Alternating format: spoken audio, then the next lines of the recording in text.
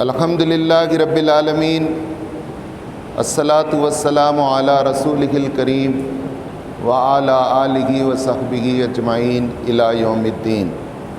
فاعوذ باللہ من الشیطان الرجیم، بسم اللہ الرحمن الرحیم۔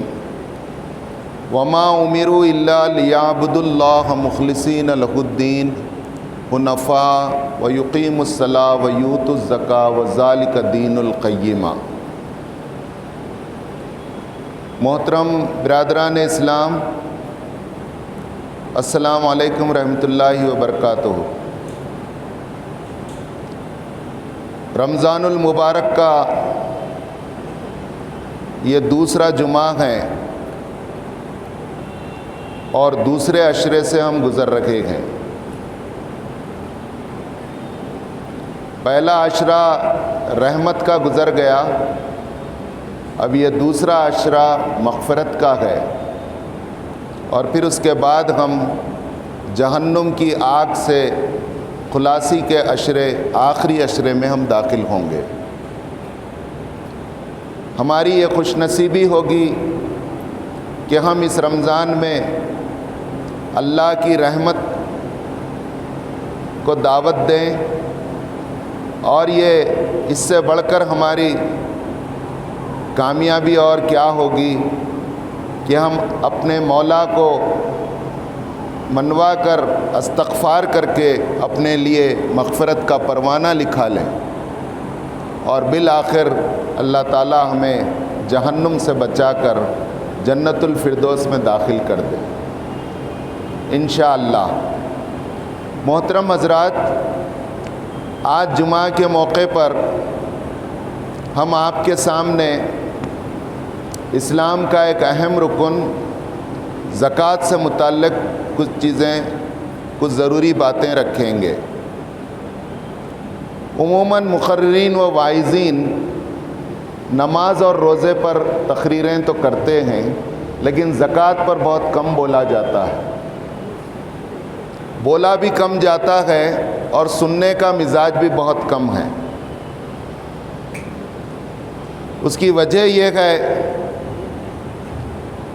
کہ ہمارا مزاج بھی اس طرح بنا ہے کہ ہم نماز کے متعلق امام صاحب کو یا عالم صاحب کو پوچھتے ہیں کہ اگر ایسا ہوا تو نماز ہماری ہوتی ہے کیا نہیں ہوتی، منہ بھر کے کھائے آئی تو روزہ مکروہ ہوتا ہے کیا نہیں ہوتا، یہ سب باتیں پوچھتے ہیں، لیکن بہت کم سوالات ہم زکوٰۃ سے متعلق علماء سے کرتے ہیں۔ اس کی وجہ یہ ہے کہ یہ بدنی عبادت ہے، نماز اور روزہ۔ یہاں ہنگ لگتی نہ پھٹکری، اصل جیب جہاں ہلکا ہوتا ہے وہ ہے زکوٰۃ۔ اس لیے آدمی چاہتا ہے کہ اپنا پوزیشن صحیح معلوم نہ ہو، اور کیوں خواہ پوچھ کے پھر اگر مول صاحب بول دیے تمہارے کو اتنی زکوٰۃ نکالنا پڑتا ہے بولے تو پھر ایک نئی پریشانی۔ یہ مزاج ہمارا دنیا میں رہتے ہوئے رات دن نوٹ کمانا، نوٹ جمانا، اسی میں وقت دینے کی وجہ سے یہ ذہن بن گیا ہے، جبکہ زکوٰۃ اسلام کا اہم ستون اور اہم رکن ہے۔ جس طرح نماز ہے، روزہ ہے، اسی طرح زکوٰۃ ہے۔ نماز آدمی اللہ کے لیے پڑھتا ہے جس میں اللہ کا حق ہے۔ روزہ آدمی اپنے لیے رکھتا ہے اور اللہ کے لیے رکھتا ہے۔ اپنے جسم کی زکوٰۃ روزہ ہے اور اللہ کا حق ادا کرتا ہے، اس کے سامنے روزے کا نذرانہ پیش کرتا ہے۔ حج آدمی اپنے لیے اور اللہ کے لیے کرتا ہے۔ زکوٰۃ ایک ایسی عبادت ہے جو اللہ کے بندوں کے لیے کی جاتی ہے، اللہ کے واسطے کی جاتی ہے۔ اللہ کے واسطے، اللہ کے بندوں کے لیے جو عبادت کی جاتی ہے، اس عبادت کا نام، فرض عبادت کا نام زکوٰۃ ہے۔ کیا پیارا دین ہے! آپ دنیا کے دیگر مذاہب میں دیکھیے، بندے کو خدا سے ملانے کی تو تعلیم ہے، بندے کو بندے سے ملانے کی کوئی تعلیم مذاہب میں نہیں ملتی۔ اسلام ہی وہ واحد دین ہے جس نے بندے کو بندے سے ملانے کے لیے کیا حقوق و فرائض ہیں وہ بتایا ہے، اور ان حقوق و فرائض کے بغیر اس کی نہ نماز مکمل ہوتی، نہ روزہ پورا ہوتا، نہ اس کا حج قبول ہوتا۔ اللہ تعالیٰ زکوٰۃ کے ذریعے سے چاہتے ہیں کہ جہاں مالداروں کا تزکیہ ہو، ان کی تعلیم و تربیت ہو، وہیں ان کا مال بھی پاک ہو، اور پھر دوسری طرف ضرورت مند غریب نادار لوگوں کی ضرورتوں کا بھی ایک باضابطہ انتظام ہو۔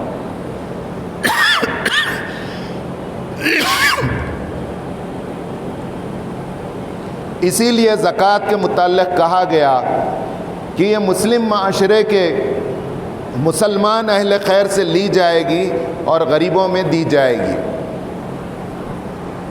عموماً ایک اور مت اور غلط فہمی ہمارے معاشرے میں عام ہو چکی ہے، وہ یہ کہ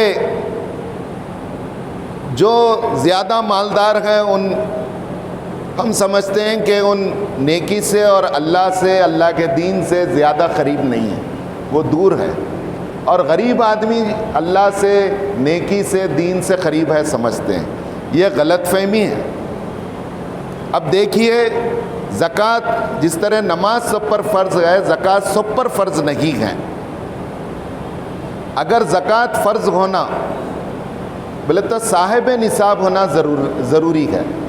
صاحب نصاب وہی آدمی ہوگا جو شریعت میں نصاب کی مقدار بتائی گئی ہو اور اس کے جو شرائط ہیں 1 سال گزر گیا ہو اور ضرورت اصلیہ یعنی بنیادی ضروریات سے زیادہ ہو، تبھی اس کو زکوٰۃ واجب ہوتی ہے۔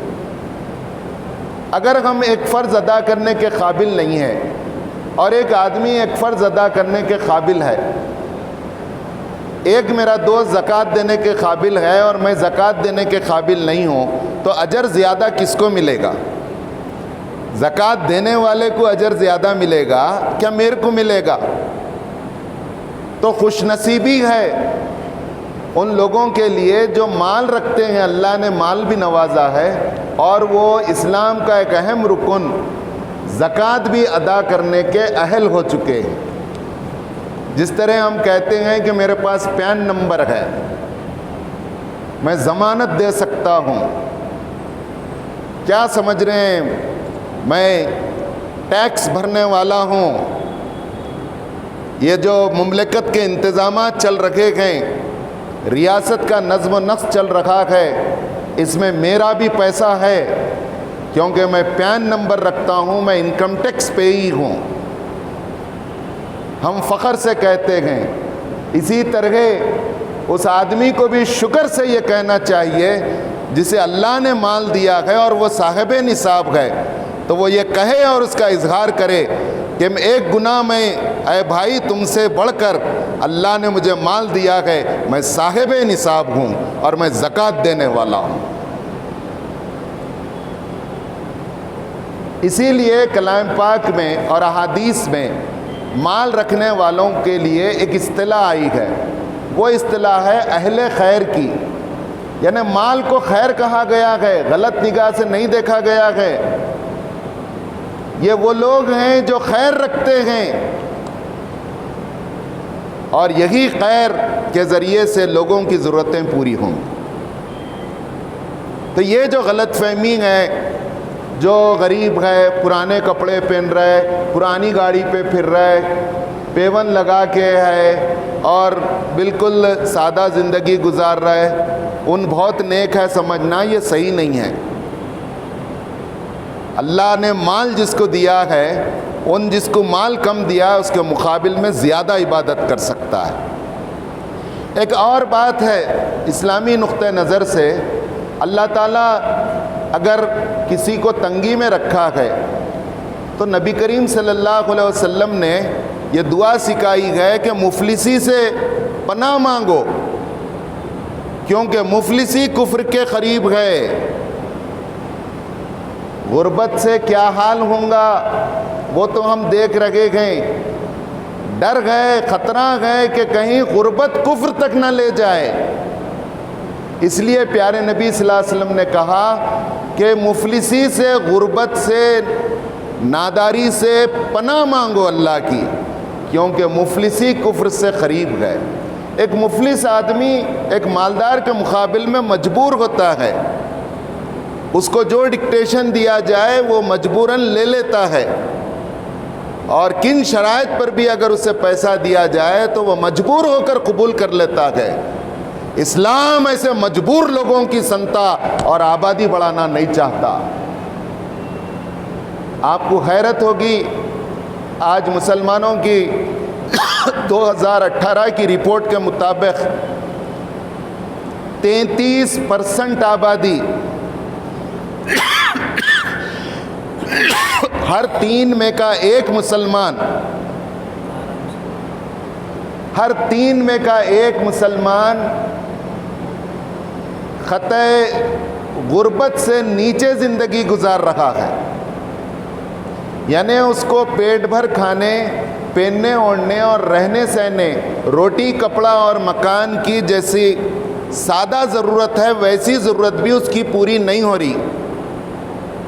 نتیجے میں بنگال کی، بہار کی اور یو پی اور آسام اور جھارکھنڈ کی کچھ ایسی رپورٹیں ہیں، اگر آپ انٹرنیٹ پر جائیں، economical condition and social condition of the Indian Muslims کو آپ دیکھیں تو بنگال میں ایسی عورتیں ہیں، مسلمان عورتیں، جو اپنا نام بدل کر غیر مسلم کے پاس کام کر رہی ہیں۔ شاہدہ اپنا نام بدل کر شرمیلا نام رکھ لیتی ہیں۔ کیا یہ مفلسی کفر کی طرف نہیں لے جا رہی؟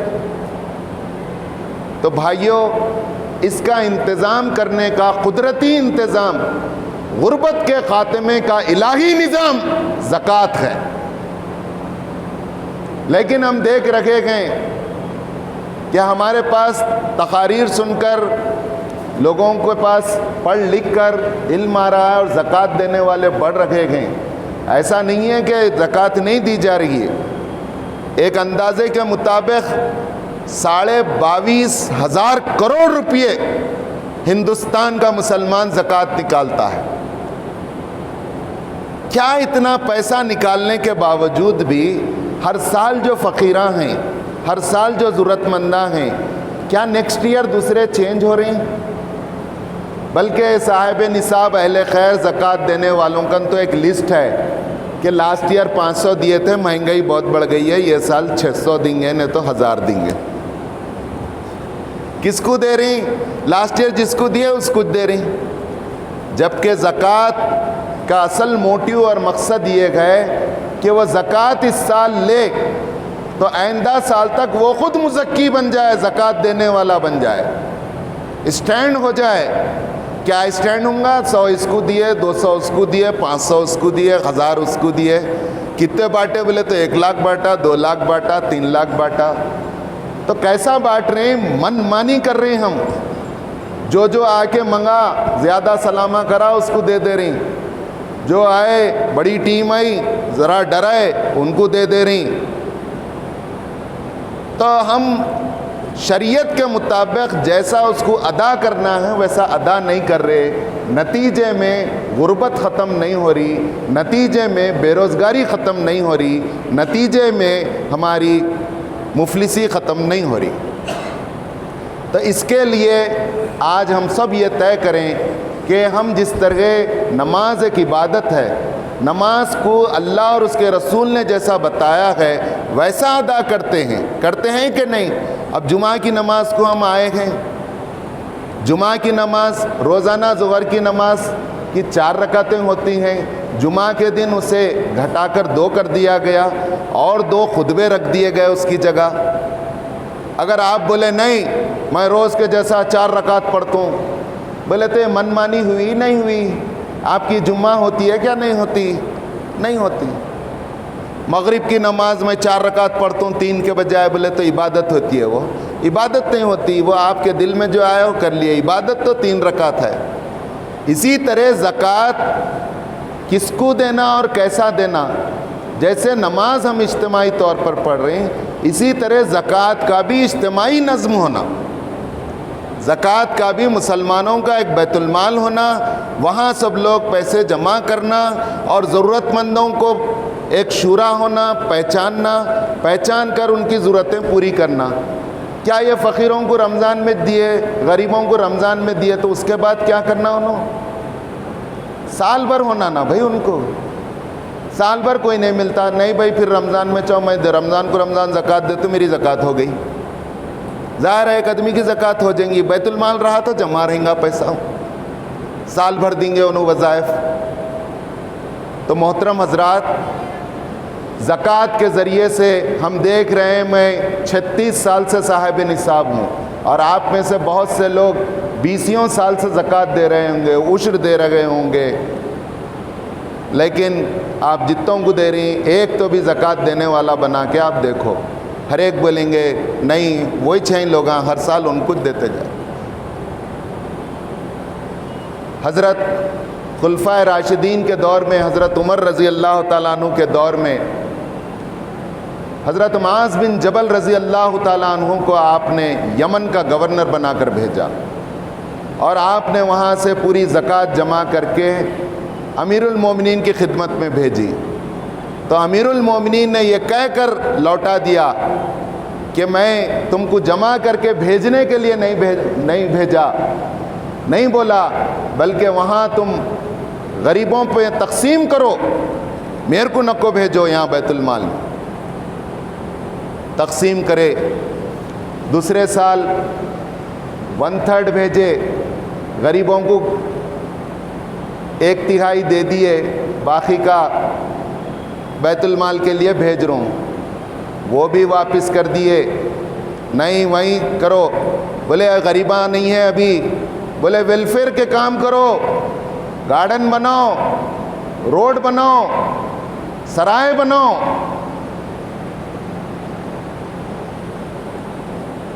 پھر تیسرے سال آپ بھیجے تو انکار کر دیا، کہا کہ نہیں وہیں پہ خرچ کرو، ویلفیئر پہ، خوشحالی آ جائے مسلمانوں کے اندر. حضرت عمر بن عبدالعزیز رحمۃ اللہ علیہ، جنہیں عمر ثانی بھی کہا جاتا ہے، جنہوں نے خلافت راشدہ کو زندہ کیا، بنو امیہ کے خاندان کے خلیفہ، ان کے زمانے میں تو آتا ہے کہ زکوٰۃ لینے والا کوئی نہیں تھا. مستقلاً ہر شہر میں ایک منادی لگانے والے کو مقرر کر دیا گیا تھا تنخواہ دے کے کہ ہے کوئی ضرورت مند، ہے کوئی مسکین، کسی کو زکوٰۃ ہونا ہے کیا ہے تو بولو لوگو، بلکہ گلیوں میں ڈھنڈورا پیٹتے پھرتے تھے. یہ دور سنہری دور بھی اسلام نے دکھایا ہے، زکوٰۃ دینے کی وجہ سے، اجتماعی طور پر دینے کی وجہ سے. اب یہ زکوٰۃ من مانی دینا ہم بند کرنا، قرآن حدیث جیسا بولا ہے ویسا دینا. کلام پاک میں 42 جگہ زکوٰۃ کا ذکر آیا ہے، اور 33 جگہ نماز کے متصلاً بعد آیا ہے.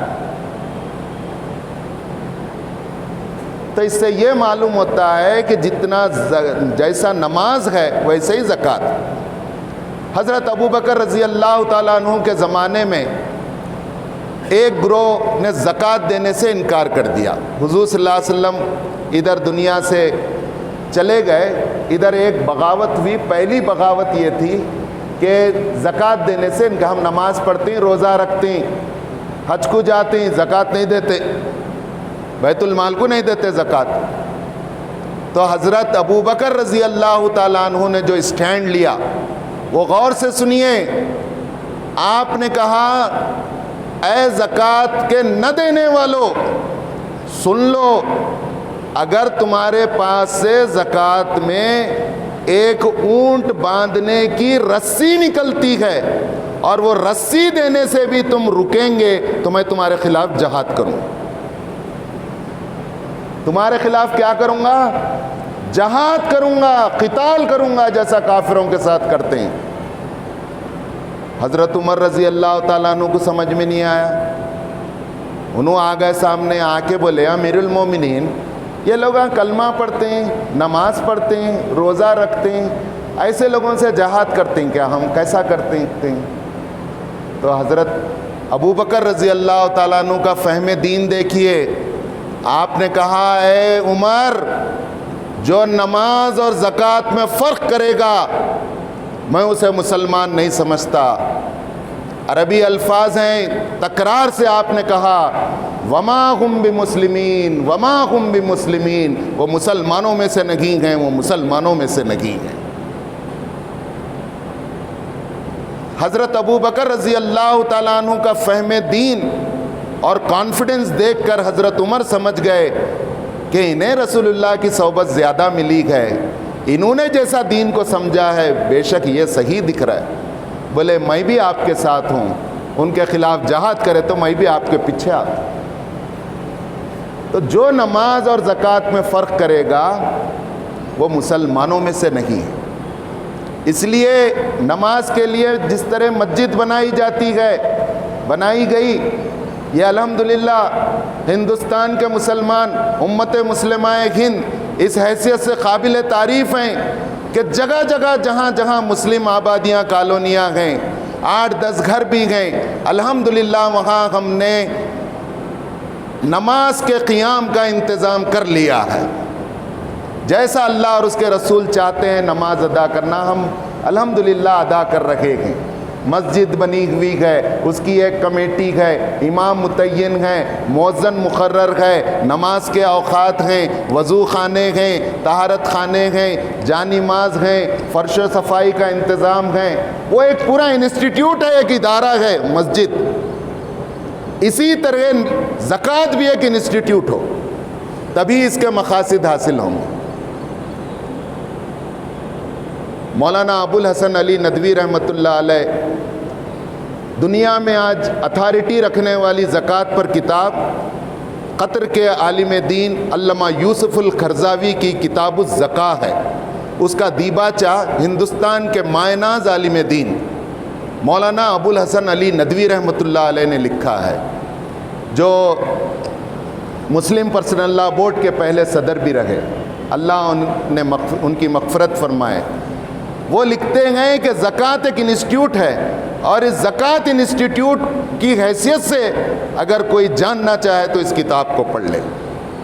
تو کہنے کا مطلب یہ ہے کہ زکوٰۃ اجتماعی طور پر ادا کی جانی چاہیے. اب زکوٰۃ اجتماعی طور پر ادا کی جانے کے لیے دلیل کیا ہے؟ زکوٰۃ کس کو دی جانی چاہیے؟ سورہ توبہ میں اللہ تعالیٰ نے 8 مدات بتائے. آج زکوٰۃ دینے والے بہت ہو گئے، لیکن کس کو دینا وہ صحیح نہیں معلوم، اور کیسا دینا وہ صحیح نہیں معلوم. تو آج میری گفتگو کا پورا رخ اس پر ہے کہ زکوٰۃ کا اجتماعی نظم قائم ہونا یہ ایسا ہی ضروری ہے جیسے نماز کے لیے مسجد قائم ہونا ضروری ہے. تبھی وہ صحیح طور پر ادا ہوگی، اور اس کے جو برکات اور حسنات ہیں وہ ہم چند سالوں میں دیکھیں گے. 10 سال کے اندر اتنی بڑی آبادی میں ہم مسلمان اپنے بل بوتے پر، پورے اکنامسٹ اور ماہرین جو مسلمان علماء ہیں وہ کہتے ہیں کہ 10 سال میں مسلمانوں کی غربت ہم زکوٰۃ سے کم کر سکتے، مٹا سکتے. 8 مدات میں ایک مد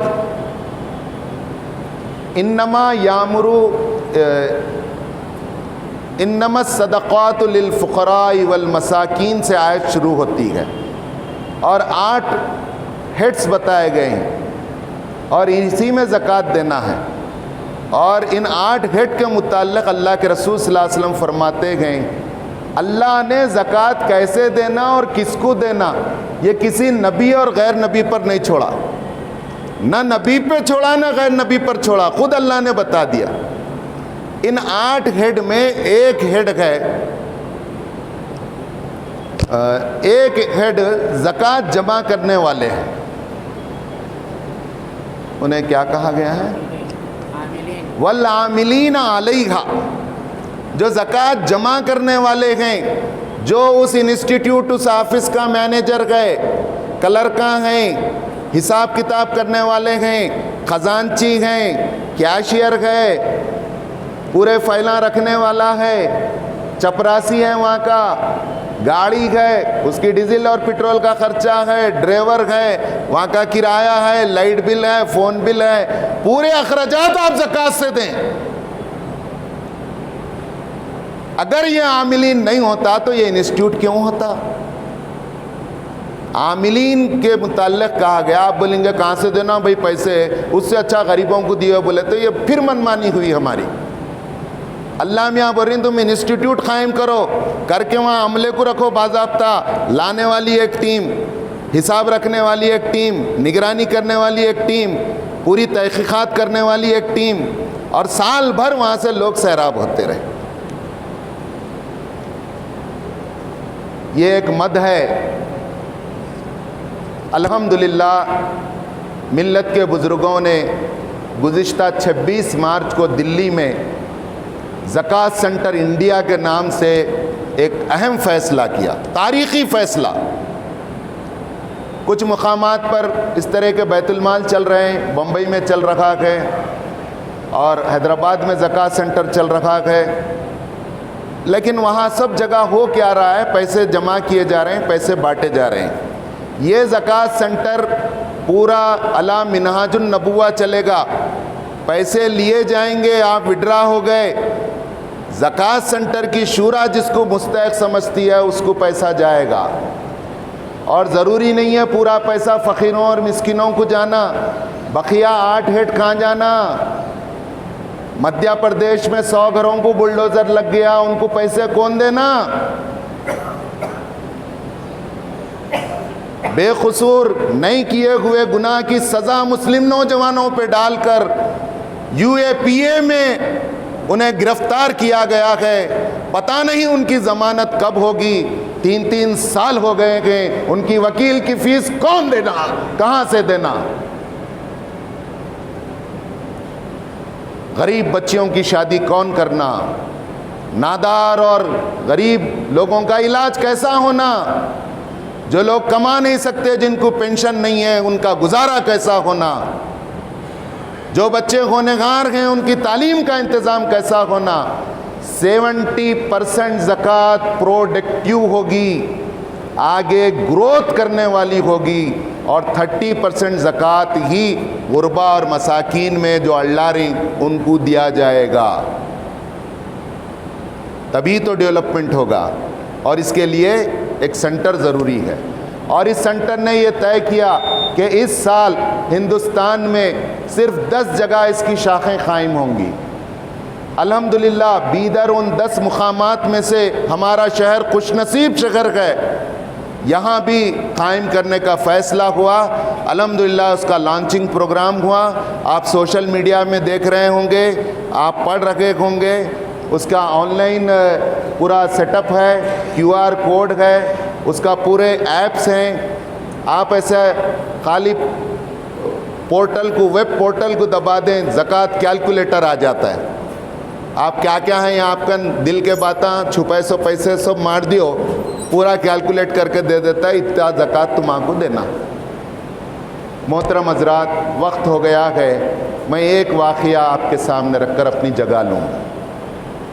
ایک انصاری صحابی ہیں، دل ہلا دینے والا واقعہ ہے، اللہ کے رسول صلی اللہ علیہ وسلم کے دور کا واقعہ ہے، سچا واقعہ ہے جو میں آپ کو سنا رہا ہوں، جن کا نام ہے حضرت ثعلبہ بن حاطب رضی اللہ تعالیٰ عنہ۔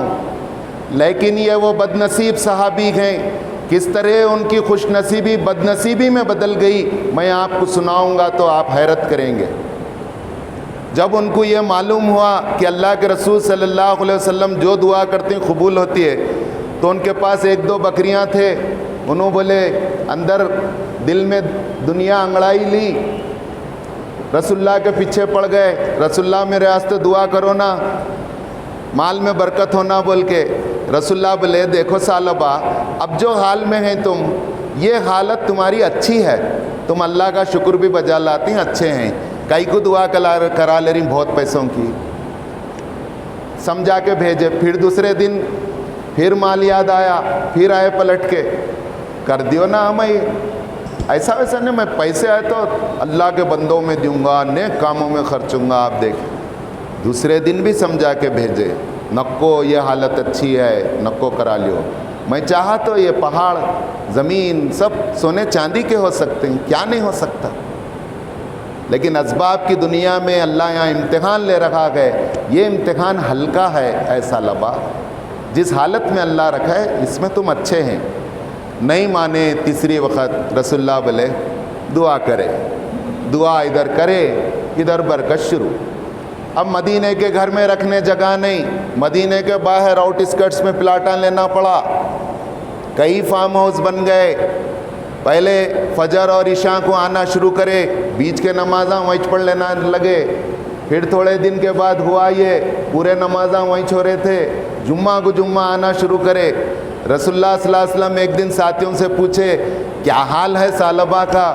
ساتھیاں بولے وہیں فارم ہاؤس میں مگن ہیں، خوب بکریاں بک رہی بھی بڑھ رہی بھی، مزے میں ہیں. پھر یہاں آ رہی نہیں آ رہے، جمعہ آ رہی، لیٹ آ رہی اور پیچھے سے جلدی چلے جا رہی ملے بغیر. رسول اللہ بولے میرے کو جو ڈر تھا وہی چھوا. اب ہوا یہ کہ زکوٰۃ فرض ہوئی 2 ہجری میں. عاملین کو رسول اللہ بھیجے، سب کن سے زکوٰۃ لو. سب کے پاس زکوٰۃ وصول کرنے گئے. ان کے پاس بھی گئے تو بولے پہلے تو بولے تم ہی عامل ہیں، بلکہ کیسا معلوم آئی ڈی کارڈ ہے کیا تمہارا؟ کیسا ذہن بدل جاتا. دیکھو دین اور مال کی محبت جب آ جاتی ہے تو ذہن کیسا بدل جاتا ہے. تم ہی چاہیے وہاں کے وصول کرنے والے لے کے کھا گئے، کیا کرنا آئی ڈی کارڈ بتاؤ. اب آئی ڈی کارڈ ہم بتاؤ. اچھا آئی ڈی کارڈ بتائے. رسول اللہ تم وہاں کچھ لو بولی مل کے لیٹر ہے کیا؟ ہاں دیکھو لیٹر ہے، دیکھو بول کے ایسا. اس کے بعد بولے یہ تو جزیہ کے جیسا ہو گیا، جیسا غیر مسلموں سے لے رہی ہے حکومت ویسا ہمارے سے بھی وصول کر رہی. ایسے باتیں کریں.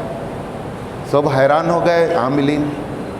اب پھر حکم تھا کیا آپ دے رہے ہیں، کیا بولتے ہیں چپ ٹائم خراب ہو رہا ہے، بول ذرا جا کے پورے وصول کر لے کے آؤ، واپسی میں لینا.